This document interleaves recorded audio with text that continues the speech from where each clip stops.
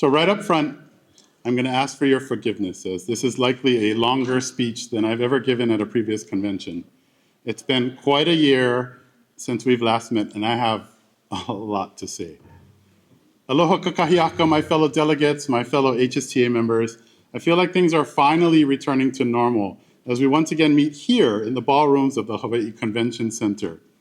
Sorry, it's not quite as cozy as the Lili'u Theater that we had to use last year because of the rain damage. And I started making comments last night like, oh, I hope the rain doesn't, and people were glaring at me with off, But fortunately, we are here. The other big difference that we can see is that we finally can go without masks at a HSTA convention, as you can see that we had to do last year. When Honolulu suddenly ticked up from yellow to green, requiring us to pivot.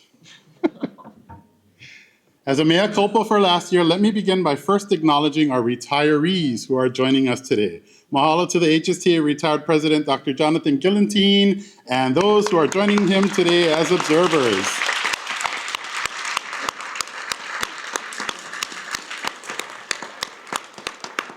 We appreciate your service to Hawaii's keiki over the years, and some of them who may be delegates here today, and for your service to HSTA and your educator peers as you help to set the foundation for us to be successful.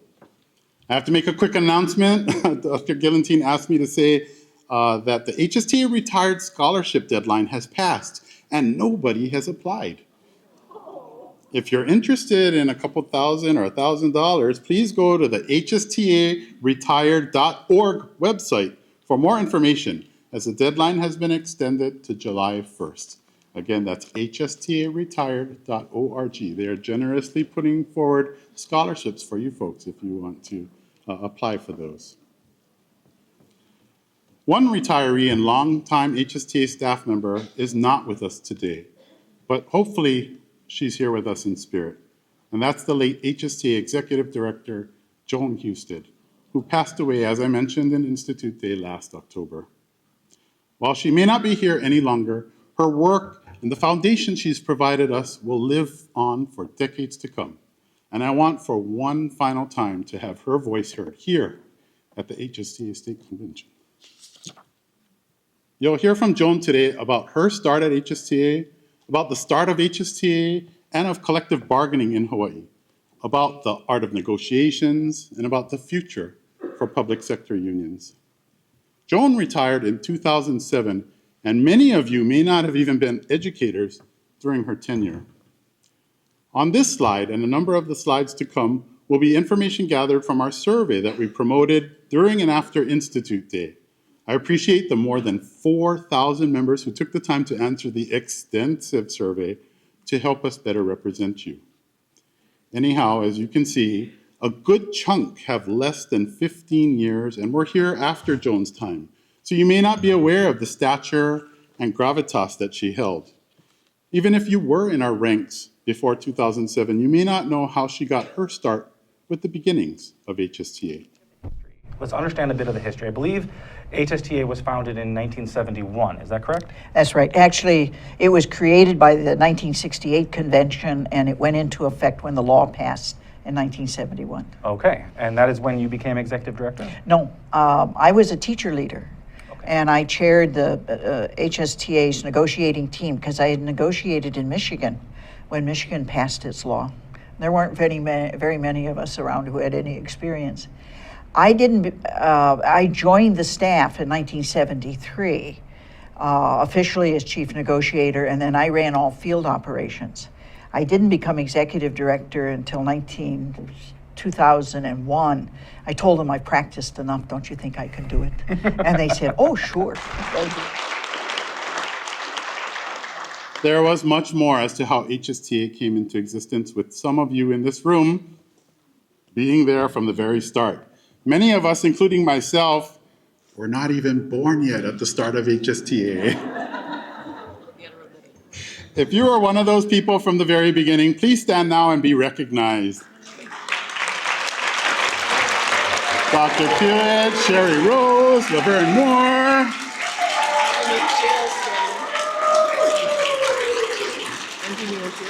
Angie Miyashiro, wow, thank you.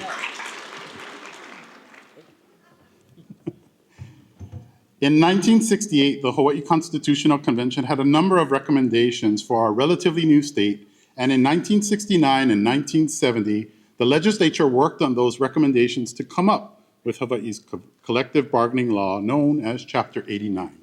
Here's a clip where Joan goes into more depth about the creation of HSTA. Hawaii has collective bargaining guaranteed by its constitution. That's right. It's the only state, I think, in the union that collective bargaining is a constitutional right. Do you remember when that came in? Was that? I think the Constitution was changed by a vote in 1969. The law went into effect January 1st, 1971 for all public employees. I see. So right away there must have been a certain amount of rivalry between different groups that wanted to be certified as the voice of the teachers? Yes. Well, in order to be a collective bargaining agent, you had to be voted in by the teachers. Now, the law said that everyone who was paid on the teacher's salary schedule was in bargaining unit 5. Okay, so now they're in bargaining unit 5, but who's going to represent them? Mm-hmm. And there was the Hawaii State Teachers Association, which was an affiliate of NEA through the HEA. There was the Hawaii Federation of Teachers, which was an affiliate of the AFT through the AFL-CIO. And then there was another group called the Hawaii, what were they called? The Hawaii Independent Teachers, HIT, and they didn't believe in collective bargaining. So what they wanted everyone to do is vote no, we don't want collective bargaining for teachers. I see. So the American Federation of Teachers is more associated with industrial unions. Yeah, that's right. And the HSTA, the Hawaii State Teachers Association, more with a kind of educational professional. In fact, we didn't call it collective bargaining, we called it professional negotiations. Oh, I see. So we had a representational election. You had to get majority, 50 plus 1. We did not make it. We were 42 votes short. So the two top vote getters, which was HSTA and AFT, then went into a runoff. I see. And we won the runoff by 600 votes. So, I see. And then we were at the bargaining table within a month. So that was a little more on how HSTA came to be. As an aside, HSTA this year has been working hard with Academic Labor United, also known as ALU or ALU. They are the graduate assistants of the University of Hawaii who, since 2017, have been and continue to be in a continuous struggle to become a recognized bargaining unit themselves and to be able to collective bargain their compensation and working conditions, something we almost take for granted. After a whole lot of failed attempts, ALU was able to get the Hawaii Supreme Court to authorize their petition to the Hawaii Labor Relations Board to make a determination if graduate assistants of the University of Hawaii qualified as public employees entitled to Hawaii's collective bargaining laws. The board did affirm that they were public employees on January 4th of this year, which gave them more impetus with their push at the legislature this legislative session, and their bill is still alive, even though it's been facing tougher headwinds than we would expect. HSTA has been much more involved with their effort this year and also employing the expertise of the NEA as well. At the end of last year, similar to the affiliation vote for HSTA that you heard Joan speak about, ALU took an unofficial vote and overwhelmingly expressed their desire to affiliate with the National Education Association. This would make them a sibling unit to HSTA. To be clear, they would not be part of HSTA, but alongside HSTA and under the umbrella of the HSTA. NEA, my bad. Under the umbrella of NEA, not HSTA, my bad. In HSTA's Articles of Incorporation, which were drafted when HSTA began, one portion states, "The purposes of this corporation shall be as follows." Number 4, to promote and protect the constitutional rights of public and private employees in Hawaii. In a state like Hawaii, where collective bargaining is enshrined in our state constitution, this purpose is exactly what we're doing with our support for ALU. Joining us today from ALU, if you can come up to the stage, I'd like to recognize Megan Hardin, the College of Arts and Science is organizing co-chair for ALU, and Alice Pendergast, Psychology Department Alaka'i, or steward, which would be equivalent to our school level leaders.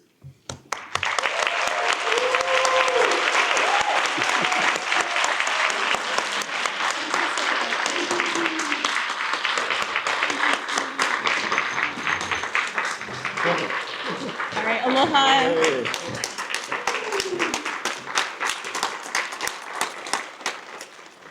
Aloha. Thank you all so much for the opportunity to attend your convention this morning, to learn from and be really inspired and empowered by all of you.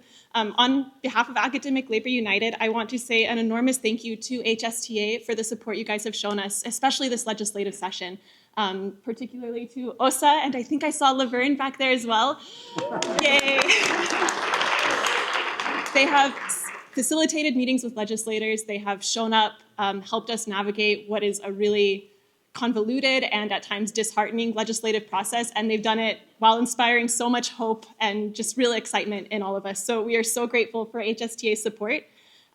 Regardless of whether the legislature passes our bill to recognize us this session, we will be back at it. We will get our union this year or next year or the year after that. And HSTA's work has already been so instrumental in making that happen, and I'm sure will continue to be so. So I just want to say, again, mahalo to all of you, and we're so excited to continue standing in solidarity with HSTA in the future. Thank you.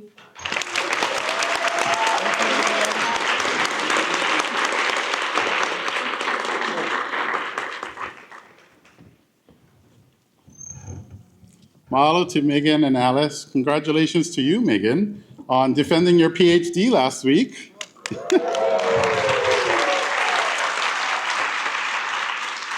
We wish all of you the best as we navigate the legislature to get you the bargaining unit that you deserve. Similar to bubbling issues that brought about ALU's need to organize, in 1971, HSTA worked in earnest to represent our bargaining unit for the issues we had. Here's Joan talking about why HSTA was necessary, and see if you can hear how relevant the things that she talked about then are still relevant today. What inspired, you mentioning some of this, what inspired the formation of HSTA and why it's needed? Well, what inspired HSTA to be created is now a word that you're starting to hear again, and that was empowerment. We wanted teachers to be empowered to have a say in what happened in their schools. We wanted teachers to be paid as professionals. We wanted teachers to have some of the benefits that other school districts just took for granted, like preparation periods and duty-free lunch periods. I came from Michigan, we took that for granted. I came into Hawaii and I said, "Oh, I'll see you during your prep period." And they said, "What is that?" Oh, wow. You know, so it was to empower teachers to have a say in their schools, have a say in their curriculum, to have a say in what happened with the kids in their class. After all, they're professionals. And what we found is they got told what to do rather than asked, "What do you think we ought to be doing?" So collective bargaining gave them a voice to do that. And that's really the impetus for the bargaining process. And it's not just a voice, from my opinion, and sure, correct me, please. In my opinion, it's not just a voice for the teachers, which is an important voice. It's also a voice for the keiki, for the students. Well, if teachers are not happy, it's a given, and the research clearly shows it. If teachers feel that they're trapped, they have no say in what they're doing, children feel that. Children know that. And, you know, a teacher who feels empowered empowers their classrooms. And that makes sense. Yeah. Joan was right then, and what she said still holds today. Teachers want to be empowered, and too often, administrators and leaders in the department or at our charter schools are reluctant to engage in shared decision-making. As you can see in this word cloud from our recent survey, when you have 13,000 bargaining unit members, you're going to have 13,000 ideas of what HSTA should be advocating for. But as you can see, some words absolutely stick out, like pay, support, time, and benefits. As you'll recall, at last year's convention, we were in the midst of contract ratification, and your HSTA Board of Directors unanimously asked the membership to vote yes on contract ratification. While not everyone agreed, over 92% of those who voted yes to ratify, and we're now finishing up the first year of a 4-year contract.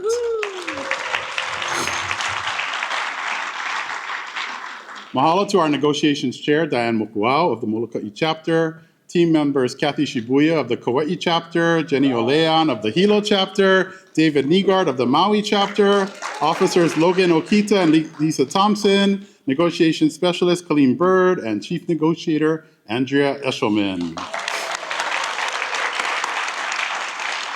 And also to NEA Director Aaron Kubo, who was with the team throughout the bargain, and not pictured, our Executive Director, Ann Mahi. In this next clip, Joan Husted, who served for a long time as HSTA's chief negotiator, talks about an important lesson she learned regarding bargaining in Hawaii. You know, in our early years, we were all a bunch of young Turks. We came out of the civil rights movement and the Vietnam War protests, and we knew everything, and don't you tell us. And we used to march around with signs that were kind of offensive when I think about it today. And Tommy Trask, who was with the ILWU, pulled me to one side one day. Actually, he took me over to Flamingo Chuck Wagon. And he said, Joan, I want you to learn one lesson in bargaining. Hawaii is a community of relationships. You can disagree all you want on the issue, but don't be disagreeable at the bargaining table. And that was the most valuable lesson I learned. That is very wise. Yeah. That is very wise. And it's very true. It is, absolutely. In every instance that I have had the opportunity to be at a negotiating table, I have witnessed either as just a witness or as a participant that it's really about the relationship. It is. If you have to treat each other courteously, and frankly, you get treated the way you treat people. Yes. And sometimes, you know, not everybody behaved like angels. And there was a place for righteous indignation. I don't mean to imply that you could get insulted and you just had to turn the other cheek. But you used it sparingly. When you did it, people knew you were angry because you didn't behave that way all the time. Sure. So, it makes it more powerful. Yes. So, I heard some chuckles at Flamingo Chuck Wagon. How many of you remember Flamingo Chuck Wagon? So when I started as president 3 years ago, I said that, quote, I hope I can bring some aloha to the position. There's not one way to succeed at the job, so we'll have to see. But coming up through the negotiations committee myself and having been at the bargaining table multiple times, I wholeheartedly agree with Joan regarding the words of Tommy Trask, that you can disagree at the bargaining table, but don't be disagreeable. Now that hasn't always been possible because those across the table don't necessarily subscribe to the same philosophy and just love to push our buttons. There's always quite a bit of righteous indignation to go around when we have to deal with the department. But the other part of what was said in that clip was that it's about relationships. I can't tell you how important that was in our last bargain. Literally, as things were going to turn sour again at the last minute, a quick text to the governor had him at HSTA within minutes, and a tentative agreement hammered out not long after that. I want to now pivot to another important relationship, and that's the relationship with our members. Oftentimes, HSTA is viewed as just the entity for handling bargaining and grievances, but HSTA is so much more, as we had to witness at the start of this school year. As the school year was getting underway, we breathed a sigh of relief that an incoming hurricane was passing well to the south. However, as the afternoon and evening of Tuesday, August 8th came around, word of terrible fires started to trickle in. Nobody imagined the horror that was about to come. By Friday, HSTA staff and governance leaders were already organizing and sending in supplies to help members. The next day, our Secretary-Treasurer from Maui, Lisa Thompson, and Maui leaders were able to repurpose and relocate a start-of-year meeting that was originally going to happen in Lahaina to a support meeting in Kihei with the help of the Lahaina business owner who lost both her business and her home as well. A week later, HSTA took our efforts to Ka'anapali, where we distributed our first set of relief checks to to members in need, connected with affected members with free legal advice, and shared what information we knew, and gathered information on the immediate needs of members who had been through so much.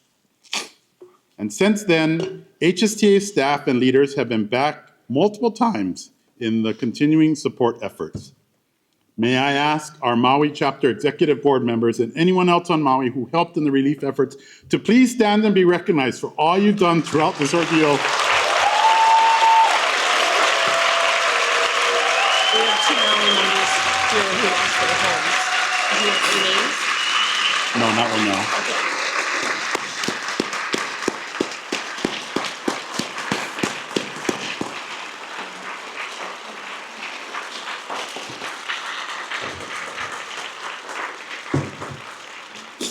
Mahalo to Chapter President Mike Landis, Board Director Ashley Olson, Secretary Treasurer Lisa Thompson, and others for everything you did. And they probably won't like this. But I need to especially recognize our Maui staff who went above and beyond throughout the entire ordeal. Delegates, can we please share our love and aloha with Secretary Cheryl Lawrence and UNICEF Directors Eric Nagamine and Christopher Chang.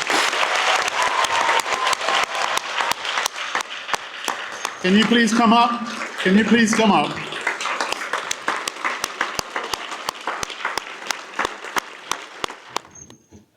When Lisa spoke about the support of HSTA that goes well beyond the bargaining and grievances and things like that,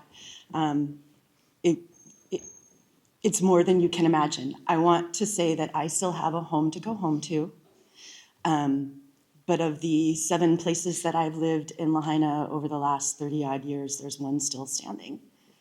Every day is a drive past the new King Kamehameha III school site through the burn zone, and I personally do not make that drive alone ever. I'm always on the phone with my brother, my aunt, my cousins, somebody.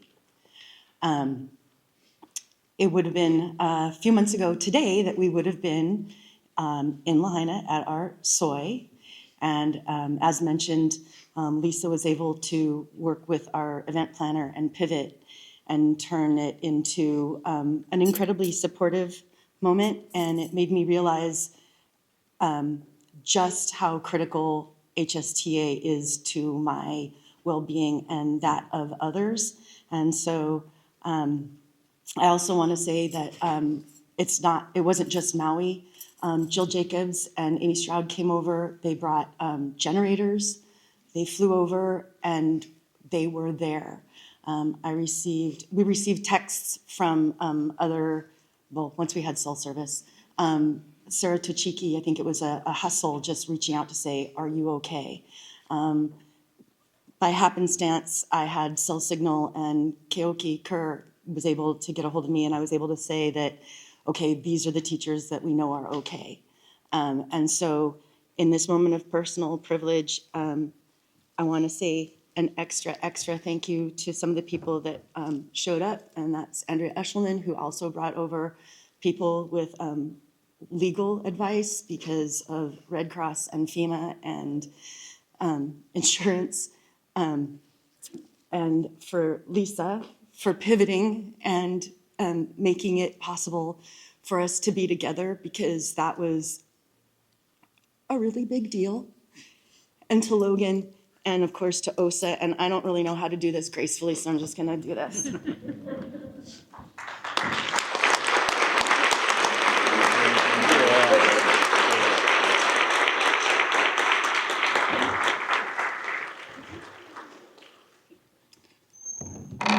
And I'll just take a quick moment. You can read my president's report that was, paper copy was put out for everybody because of a misprint in the paper binders. But on top of what, everything that Ashley just said and everything that Osa shared, just thank you to all of you, to all of your chapters, friends and family members that you may have elsewhere who contributed money, helped to donate, to help rebuild our community, to help take care of people who lost everything. it was and has been a struggle for a lot of folks. I, like Ashley, am one of the lucky ones. I have a house still to go home to. But we still have thousands of folks in our community living in temporary shelters, camping on the beach, living in a hotel room with no end in sight. We have students who lost classmates, folks in this room who lost their homes and who lost family members. And some folks right here in this room who lost their own home or family members' homes, and then in the very next days were out there providing help to other people who also lost everything. So it's just an incredible thing to see the community come together. There's a reason why, even though I moved away from Lahaina years ago because of the high cost of living, I continued to work in Lahaina, and my children still go to schools in Lahaina because there's no community like it. And there's no community like this right here with HSTA. So thank you all.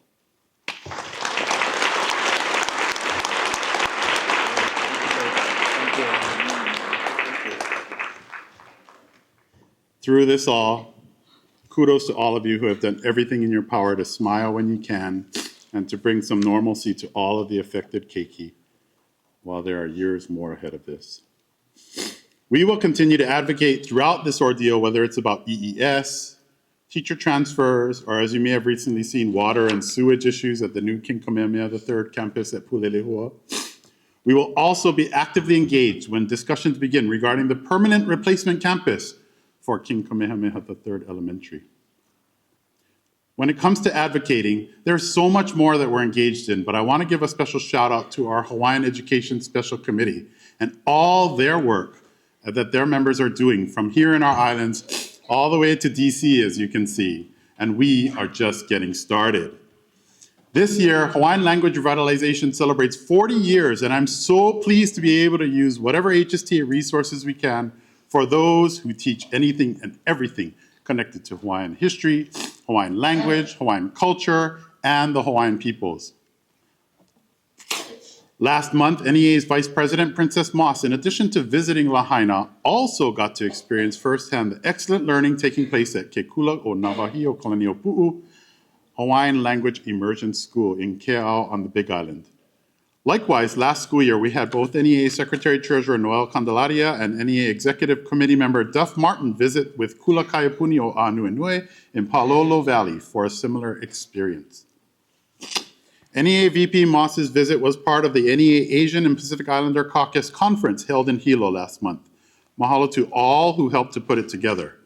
Participants were so enthusiastic that it was the best conference that they'd ever attended, because it wasn't just showing up to a hotel ballroom and having people speak to them or speak at them, but it was going out and experiencing for themselves and seeing what was taking place in our schools and in our environment.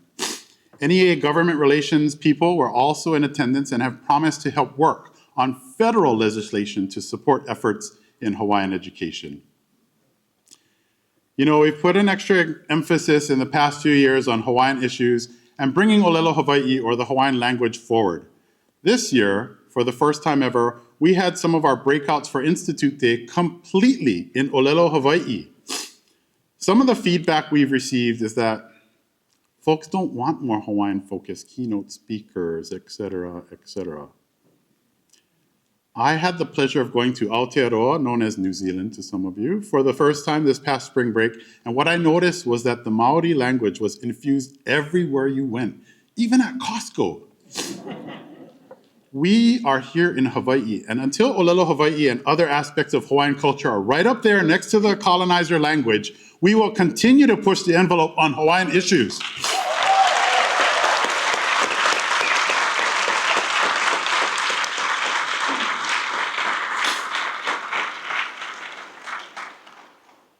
Okay, it's time to start wrapping up soon, so let's talk a little bit about the future.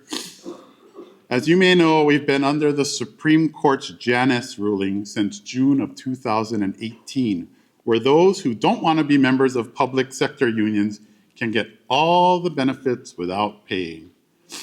This ruling was designed to hurt public sector unions and diminish their power, speaking for the working class against the 1%ers. Prior to the Janus ruling, there was an almost identical case called Friedrichs that made it to the Supreme Court, but ended up deadlocked when former Justice Scalia passed away. Let's hear what Joan Husted had to say in 2015 about that identical case. The looming vulture in this is the Fredericks case, which the U.S. Supreme Court has just said that they are going to hear in December. Fredericks says that if you're not a member of a public employee union, the union cannot collect the bargaining fee. You can get the benefits, but you don't have to pay for them. That's probably going to change the landscape dramatically. But why will that change? well, because people will no longer pay a bargaining fee. Now, in HSTA, 12,500 teachers are voluntary members. They don't have to be members of HSTA. But 1,000 teachers pay just the bargaining fee. Well, they won't have to pay that anymore. And then the question is, will teachers feel that paying dues to HSTA worth it? Or paying dues to HGA be worth it? Or will paying dues to the United Public Workers be worth it? Or paying dues to HGA for the nurses be worth it? So we're going to be looking at whether we've done a good job of convincing our own members that it's worthwhile belonging to a union. So this Fredericks case would trump even state law Yes. that would require union dues. Yes. Yeah. So, well, the state law says you have to pay, they call them statutory dues. You're not a member if you pay statutory dues. But what's going to happen is, how can we navigate as a union our way through this changing landscape? How can we navigate this changing landscape? Indeed. When we're not vigilant about recruiting members, our collective power erodes just a little bit more with each loss. What you see here is that while we remain above 90% membership, we lose a little more and a little more as time goes on. It's all of our kuleana to ensure that new hires are aware of the importance of membership. Here is more data from the survey in February. We have to make sure that potential members know that it's worth being a member of HSTA. You can also ask some of our Maui members who weren't convinced it was worth it until they saw that being in the union was about being part of an ohana, where we come together for each other in times of need. Here's a few of the reasons you said why you joined HSTA. Let potential members know that these are the reasons that they should join too. The items with over 50% agreeing were to fight for better pay and benefits, legal protections, improved conditions, services for students, public schools, voice in my profession and working conditions, member benefits, deals, and offers. Here are some particular comments that went along with that question that you can also use. Because not to join is idiocy. To stand together as a union to address broader issues that affect Hawaii's teachers. Unity with others who understand the challenges and triumphs of being an educator. An elder colleague told me because it was important to my career. I've taught in a state without a union, and it was bad. So I wanted to support the work HSTA does. It's the right thing to do. We need to be together to support our students. Plus, I'm sorry, but it is hard to find effective administrators these days. So it's even more important for teachers to come together and practice leadership. And peer pressure, but I have stayed for all the other boxes. Your board of directors has approved the new strategic goals and objectives and a new strategic plan for 2024 to 2026. And we'll be sharing that with you in the near future to continue to aim for success in advocating for you. And I'll briefly just mention that it's an election year, and getting Friends of Public Education elected helps us to help you get what you need in your classrooms and in your pocketbook. So please vote, and please ask your chapter leaders how you can get involved this election season. And if you can, please consider contributing to the NEA Fund to help us find success on the federal level. Later, we'll hear from Mary Kusler, NEA's Senior Director in Center for Advocacy, who will make that case and bring you a special message from another NEA member. Okay, well, I'm over time, so except for one person, I will have to dispense with mahalos for all the individual folks that I would normally do. And just give a general mahalo to everyone who helps our association move forward, including our school level leaders, our chapter level leaders, and our state leaders, as well as our staff who span the entire state and have so much expertise in what they do. And to you, our delegates, who help set the direction of this organization, mahalo. Hashtag mahalo educators.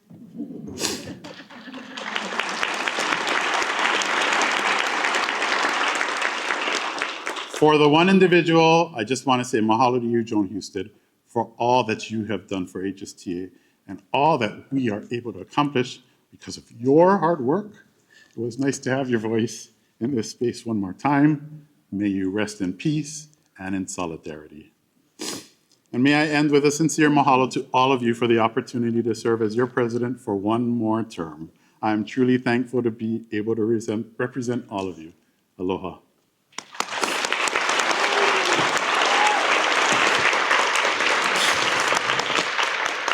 Thank you.